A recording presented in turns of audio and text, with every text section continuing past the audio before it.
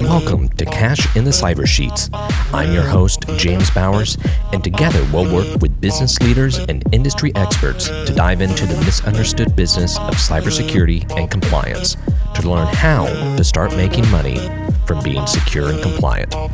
Welcome to Cash in the Cyber Sheets. Hey everybody, welcome back to Cash in the Cyber Sheets. I'm your host, James Bowers, Chief Security and Compliance Architect here at Input Output. Very happy to have you back here with us today. And last week, we were dealing with a client who thought all of their clients were actually ghosting them, that they were just having the actual worst response rates they had ever had. But it turns out that their clients weren't actually ghosting them. None of their emails were actually making it to their clients. Which begs the question, are your business emails actually reaching your clients, or are they quietly going to spam or completely getting rejected? This episode today, I actually want to go into how those lost emails can result in lost sales, damaged credibility, spoofing risk, all of those security issues, and also discuss how we're going to break down how to fix that by managing SPF, DKIM, DMARC, and show you how to do all of that in plain English. So by the end of this, you'll be able to have some good checks to see if your domain is secure, if everything's working the way it's supposed to, and you can also, we'll have the links in the description, follow along with our SPF, DKIM, and DMARC tools that we have right on the Input Output website. So you can see if your records are actually set up correctly and where you need some help getting them fixed. Before we go any further, please click that like, click that subscribe wherever you're listening to us at. Show us some love. And as always, throw in some comments to let us know some areas you're having trouble with and would like us to talk about. And also, always, things that have worked for you, as we always like to celebrate the success. So let's go ahead and dive into it. So very quickly, what is email authentication? Now, email authentication, it's really like putting a lock and a signature on your digital mail. So the receiver actually knows it came from you. So they actually know that the email wasn't altered. Why this matters is it helps with spam prevention, not just in the sense that the general structure, but also having the record set up, having it set up correctly, actually earns you points with the receiving email provider. So they'll see that you have things set up right, see you as legitimate, and actually, rather than put you in spam, believe that you should go into inbox, which is where you want to be. It also helps protecting your brand reputation. When you have these things set up correctly, it makes it more difficult to spoof your brand. So that way people aren't running around causing problems for your brand that you've worked so hard to build. All of that business credibility. And like we said, it ultimately improves deliverability. So it helps get it into the inbox so that your clients, so that your prospects can see all those marketing emails, all those responses, and all of those other communications that you need to get to them to get a sale and maintain a client relationship. So let's go ahead and look at the three primary protocols that make this work. And this is also very important because we've talked about it before, but back May 5th of this year, 2025, Microsoft jumped on the bandwagon with Yahoo and Google to where they require SPF, DKIM, and DMARC to be set up correctly. So let's first dive into SPF. So simple analogy, SPF is really like a guest list for your email domain. It only allows approved servers to send on your behalf. So if your domain uses Google Workspace or uses Microsoft 365 or any other tool, and someone tries to send from some other server, SPF will block it. SPF very specifically identifies here are the senders that can send for this domain. So for our SPF or input output, we actually have Microsoft in there. We have Exclaimer, which does our email signatures, and some of our marketing platforms. Other than that, we don't have anyone else listed. So if an email's coming from anywhere other than those, the receiver knows it's probably not coming from input output. Now, a common mistake here, there's actually a lot of common mistakes with SPF, and we'll get into more mistakes later. But a big one here is one, not listing systems that you're actually sending from. So you start using a new marketing platform and you forget to add it. Also, having too many include statements in your SPF, which you're only allowed 10. So you go over the limit and that actually breaks it. Now, that may seem complicated. And if you're first diving into it, it definitely can be. You can check the description down below. We will actually have a link to where you can see if your SPF is set up correctly right from our SPF Record Checker, right on our website, and can even show you how to set it up correctly. We've got blog posts, we've got all kinds of information to help get you, get your organization to have a correct SPF record. Now, moving on to the next step, kind of in the hierarchy, because it really is a hierarchy, is DKIM, Domain Keys Identified Mail. And simple, plain English explanation here for DKIM is it's like the wax seal on a letter.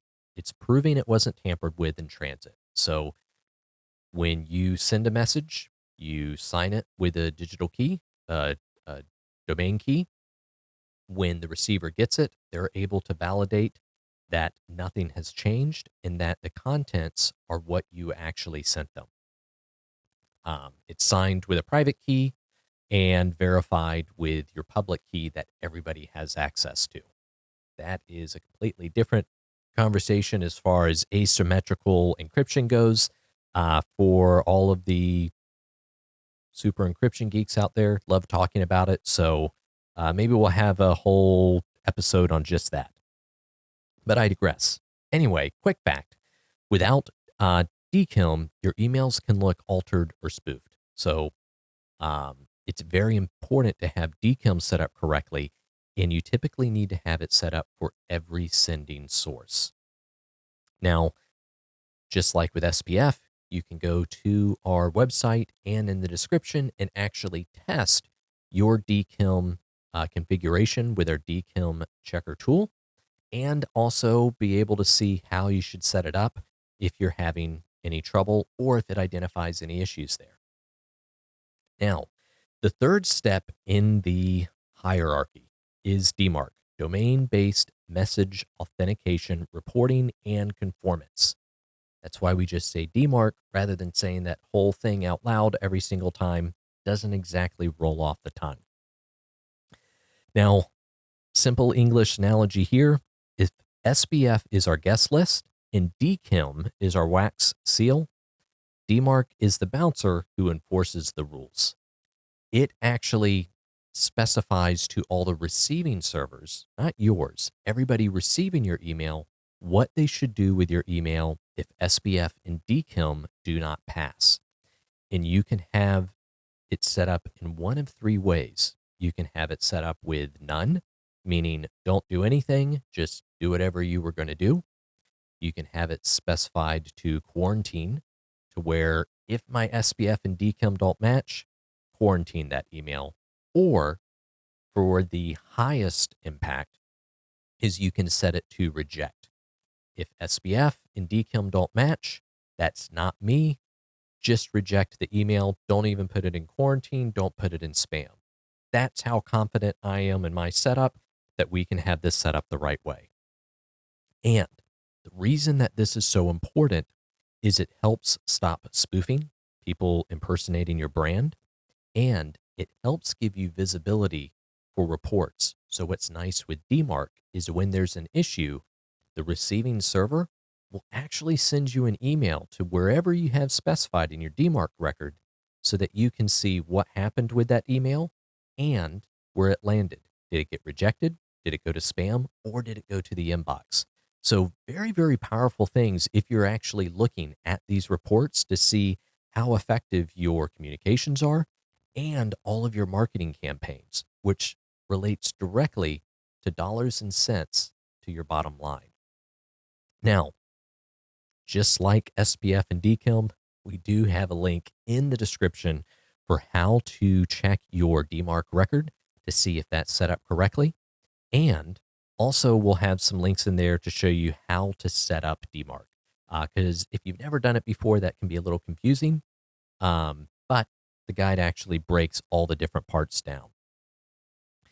Now, we talked a little earlier about some common pitfalls and that we see a lot with small businesses, honestly, with companies of practically any size. But some of the top mistakes, top 3 mistakes, are no authentication records at all. Now, this normally comes in, I say, one of 2 flavors. So maybe it's like the top 4 mistakes. But it either comes to where there's no record set up, they were set up incorrectly, or a record is missed. And that's even more common, to where we've got SPF, DKIM, and DMARC set up, but we brought on a new platform. We brought on a new sales agency, and we forgot to add them into our records. So everything looks like it's good, but we have this one out there that's sending that actually isn't set up correct. And that can be very difficult to manage if you're not looking at all of those DMARC reports, especially if you don't have those set up correctly, because you're not getting any reporting back. So that one can be very difficult to identify without some sort of special tool or without knowing exactly what you're looking for. Next one, number 2, would be misconfigured includes or too many DNS lookups. This comes down to a lot just typing it into the system incorrectly. That wasn't wanting to come out the right way. Really just doing a fat finger typo to where maybe you put a colon in the wrong spot or a space in the wrong spot. And now your include statement isn't actually formatted correctly because the syntax is very, very important. Another thing that can happen is too many DNS lookups. In your SPF record, you're only allowed 10 lookups.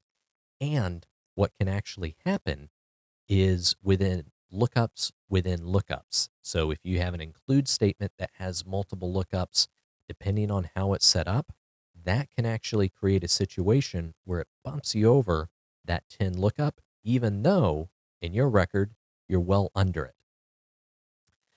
Now, ways that you can check this, again, use those tools that we've got, the SPF checker, DMARC checker.